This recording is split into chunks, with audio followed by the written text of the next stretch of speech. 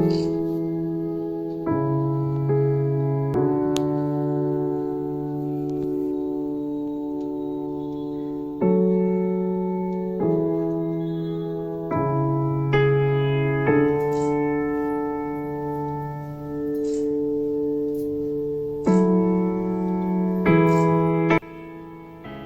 17 तारीख ओडिशा एवं भारतवर्ष इतिहास रे एक स्मरणीय दिन। यही दिन रे ओडिशा अप्रतिद्वंदी नेता भारतवर्षर अन्यतम विशिष्ट स्वाधीनता संग्रामी वैमानिक साहसी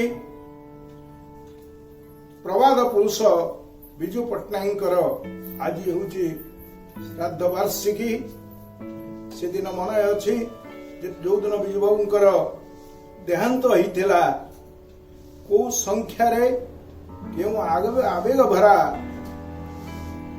मनरे समस्ते ओडिशावासी भारतवर्ष लोक मैंने श्रद्धांजलि देते। भारतवर्षर एमती कौन नेता नथिले से समय प्रधानमंत्री आरंभ कर पूर्वतन प्रधानमंत्री एवं विशिष्ट नेतृमंडली समस्ते पुरी रे प्रभु जगन्नाथ पीठरे एकाठी होते सभाधार जोग दे श्रद्धांजलि जनाते।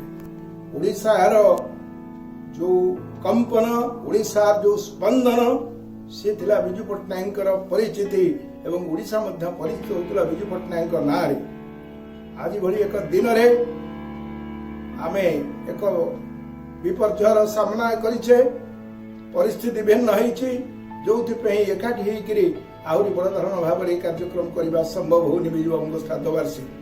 किंतु हृदय मनरु समस्त विचार भितर विजु बाबू को स्मरण करवा एवं श्रद्धा निवेदन करवा एभली एक अद्वितीय पुरुष जे समस्त ओडिशा को परिचित करी ओडिशार स्वाभिमान ओडिशार समृद्धि ओडिशार संपद ये समस्त कथा को विनियोग करने विजु बाबू गोटे पर गोटे पदक्षेप नहीं एवं आज से समस्त स्मरण रे समस्त मन रे समस्त हृदय रे से प्रवाद पुरुष विजु पट्टनायक को आज मु घरे रही आमर परिवार सह श्रद्धा निवेदन करुच्ची से भाव जो किंवदंती पुरुष विजु पट्टनायक।